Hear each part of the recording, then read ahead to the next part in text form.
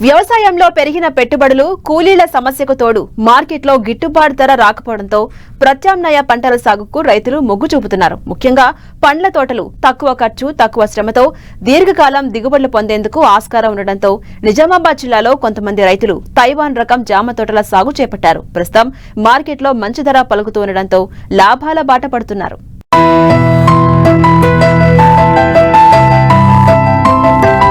నిజామాబాద్ జిల్లా అనగానే మనకు గుర్తుకు వచ్చే వాణిజ్య పంటలు మొక్కజొన్న, పసుపు, మిర్చి, వరి. అయితే ఈ పంటలను కాదని తైవాన్ జామ సాగు చేపట్టి నికరమైన లాభాలు పొందుతున్నారు వర్ణి మండలం శ్రీనగర్ గ్రామానికి చెందిన కొందరు రైతులు. 2 ఎకరాల నుండి 4-5 ఎకరాల వరకు ఒక్కో రైతు తైవాన్ రకం జామ సాగు చేపట్టారు. హైడెన్సిటీ విధానంలో చేపట్టిన ఈ జామ తోటల నుండి నాటిన ఏడాది నుండే దిగుబడులు ప్రారంభమవుతున్నాయి. ఇతర పంటలతో పోల్చితే లాభదాయకంగా ఉందని రైతులు చెప్తున్నారు. ఈ దిగుబడి బాగానే ఉందండి, బాగానే పర్ఫెక్ట్ బాగానే వస్తుంది. చక్కరంగా బాగానే బీరగాళ్ళు మొత్తం వచ్చి ఏడే కోసుకుంటారండి. ఇది బాక్స్ 600-700 అట్లా పోతాయండి. సంవత్సరానికి 2-3 ఖాతాలు కోయొచ్చండి.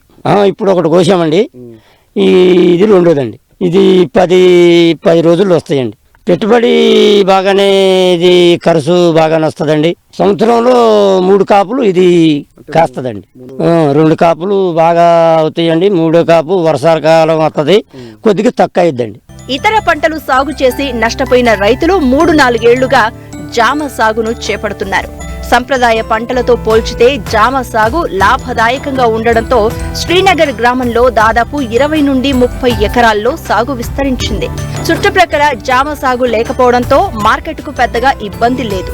వ్యాపారులే తోట వద్దకు వచ్చి కొనుగోలు చేస్తూ ఉండడంతో ప్రతి ఏటా సాగు విస్తీర్ణం పెరిగే అవకాశాలు ఉన్నట్లు రైతులు చెబుతున్నారు. అయితే జామ తోటల్లో పేనుబంక, పండు ఈగను ఎప్పటికప్పుడు గమనించి నివారిస్తే నాణ్యమైన అధిక దిగుబడులు సాధించే అవకాశం ఉంటుంది.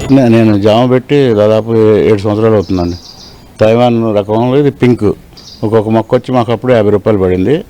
ఎకరానికి 6/6 తోటి 1000 మొక్కలు పెట్టాను. 4 ఎకరాలకి 4000 మొక్కలు పెట్టాం. పెట్టిన సంవత్సరానికి కాపుకి వచ్చింది. మొదటి సంవత్సరం అంత దిగుబడి రాలేదు, కానీ 2వ సంవత్సరం నుంచి దిగుబడులు పర్వాలేదు. 20 రూపాయలు అన్నా కానీ 20 రూపాయలకి పోతుంది కిలో. ఎకరానికి 6 టన్నులు 7 టన్నులు వస్తుంది. ఒక బాక్స్ వచ్చి 22 కిలోలు 20 కిలోలు పడితే 500 ఇస్తున్నారండి పొలం కాడికి వచ్చి. పర్లేదు. వరి మీద కొద్దిగా నీళ్లు తక్కువ తాగుతుంది కాబట్టి మాకు వరితో కన్నా ఇది కొంచెం బెటర్ అనిపించి ఇది పెట్టామండి. ఫ్రూట్ ఫ్రై తోటి కొద్ది ఇబ్బందులు ఉన్నాయండి. దానికి ట్రాపులు పెట్టాం. ఫ్రూట్ ఫ్రైది బిస్కెట్ బుట్టలు కట్టి అందులో బిస్కెట్లు పెట్టాం. దాన్ని ఆకర్షించుకుని అందులో పోతాయి.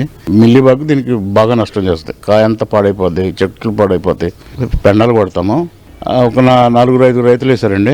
మొత్తం మీద ఒక 20 ఎకరాలు శ్రీనగర్లో ఉంది జామ తోట.